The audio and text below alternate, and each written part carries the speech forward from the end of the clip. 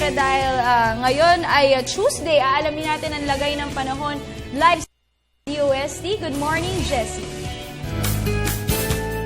Good morning din sa'yo, Diana. Siyempre, good morning mga boss. Ngayon nga ay araw ng Martes, May 20, 2014 na alamin natin kung ano yung magiging lagay ng panahon sa mga susunod na oras. At siyempre, makakasama natin ngayong umaga si Pag-asa weather forecaster Alstar Aurelio. Yan ay para mabigyan linaw tayo sa mga issue tungkol sa kondisyon ng panahon. Good morning, Mr. Aurelio.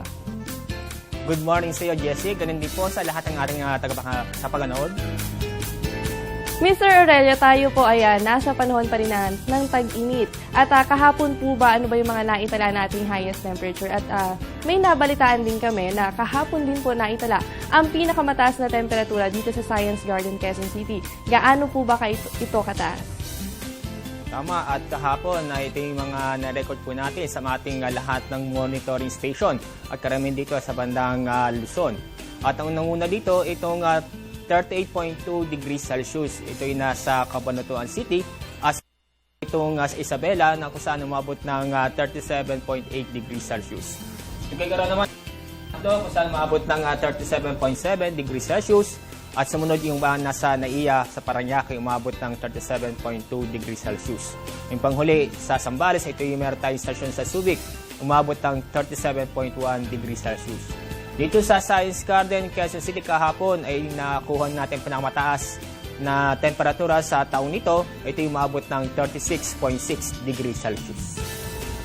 Kaya naman mga kababayan, talaga nakaranas tayo ng mainit at malinsangan na panahon dahil pumalo nga po ang temperatura natin dito sa Quezon City sa 36.6 degrees Celsius.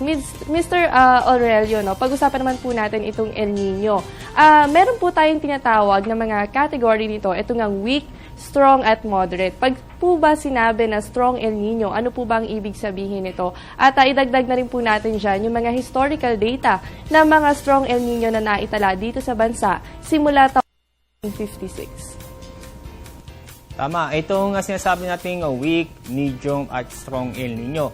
At ito'y pinagbabase po yung actual temperature sa normal temperature sa Pacific Ocean. Ito yung makukuha sa difference ito. Kapag ang weak El Nino, ito yung mula 0.5 hanggang 0.9 degrees Celsius. Pag sinasabi ng medium El Nino, ito yung base sa 1.0 hanggang 1.4 degrees Celsius. Pag strong El Nino naman, ito yung more than at least 1.5 degrees Celsius. At yung makikita sa ating sa screen, ito yung mga strong El Nino.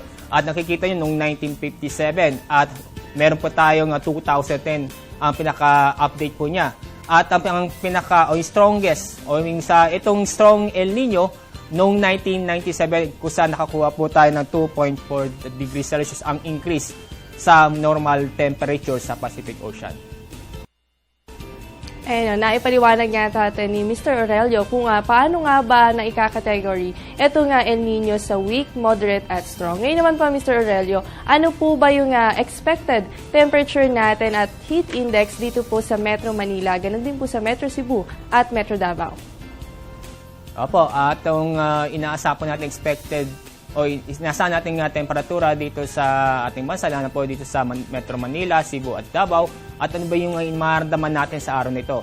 Yung makikita, ito sa Metro Manila, ang inaasahan po natin na temperatura ay 36 degrees Celsius. At ito yung nakikita nyo 39.6 degrees Celsius. Ito yung kung saan mararamdaman natin kung tayo nagbila sa sikat ng araw.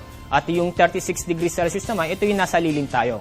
At sa Metro Cebu naman, ang inaasahan po natin na maximum temperature ay 33 degrees Celsius. At mararamdaman natin ay 38.9 degrees Celsius. So mataas po yan. At ganun din po sa Davao, malinsangan pa rin ang panahon. Maximum temperature sa araw nito ay aabot ng 34 degrees Celsius. At mararamdaman natin ang ating katawan ay aabot ng 37.0 degrees Celsius. Kaakibat nga po nitong heat index ay yung panganib na maaaring idulot sa katawan at laman nga po ng mga balita ngayon yung mga nakaranas ng heat stroke. Bukod po sa heat stroke, ano po ba yung mga iba pang masamang idudulot nito sa ating katawan? At magbigay na rin po tayo ng tips kung paano natin maiiwasan ang mga ito. Opo, at inaasahan po natin ang itong temperatura ay tataas at maging malisangan, hindi lamang dito sa Metro Manila kundi sa buong bansa kasi wala naman tayo namamata na low pressure area o bagyo. At yung makikita ang category ito sa heat index. Ito yung 27 to 32 degrees Celsius. Ito yung mararamdaman ng ating katawan. At sinasabi dito, caution. Ibig sabihin, ito yung mararamdaman ng mga padig o yung mararamdaman nating pagod kapag tayo nakaramdaman itong ganitong temperatura. Pag to 41 degrees Celsius, extreme caution po yan. Ang sinasabi dito ay makakaroon tayo ng heat cramps at sunstroke. At sumunod yung 41 to 54 degrees Celsius. So mapanganib po yan. At inasa po natin na heat exhaustion at heat stroke at sunstroke din. At mas nalala, ito yung over 54 degrees Celsius. So hindi mo na, alam na natin yan na extreme danger po yan pag ito yung umabot itong 54 or more degrees Celsius.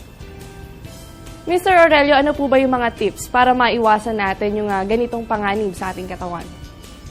Opo, meron tayong mga tips para maiwasan natin o mabisan ang init sa ating katawan kapag tayo hindi natin maiwasan magbila sa sikat ng araw.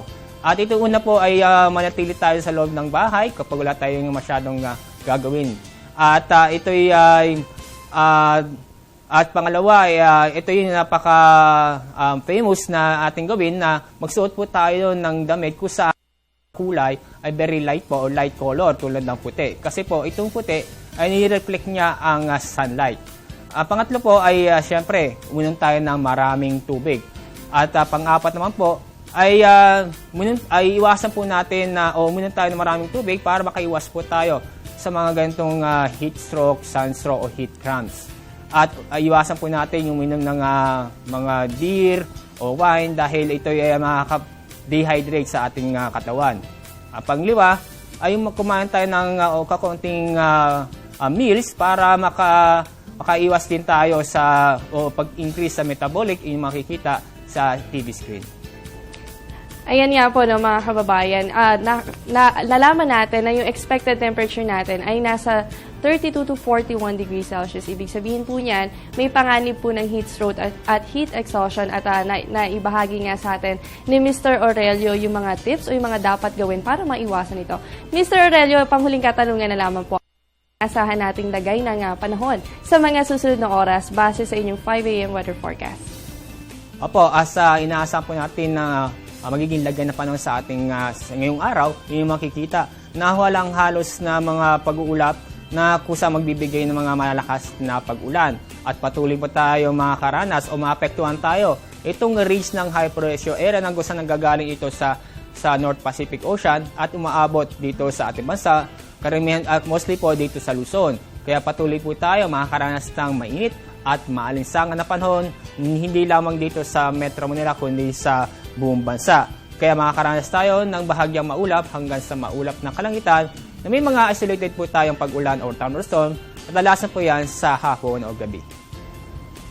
Ayan mga kababayan, sa mga papasok sa opisina, wag po natin kalimutan isama sa baon natin ang tubig at syempre ang payong dahil may mga chance tayo ng mga isolated rain showers or thunderstorms lalo na sa hapon o gabi. At natunghayan nga natin sa weather forecaster Alzar Aurelio. Wag po kayong alis at magbabalik pa ang Panahon TV. At yan muna ang latest mula dito sa Pag-asa DOST. Manatiling nakatuto sa Panahon TV kung saan walang pinipiling panahon ang pagbibigay impormasyon. Maaaring nyo bisitahin ang aming official social media accounts and website para sa detalyadong ulat panahon at maaari nyo rin kaming mapakinggan sa DWIC. Ako ang inyong nakasama, ang inyong weather buddy, Jessie Basco na nagsasabing walang dadaig sa taong may alam at laging handa. Magandang umaga, balik sa inyo. Maraming salamat, Jessie Basco.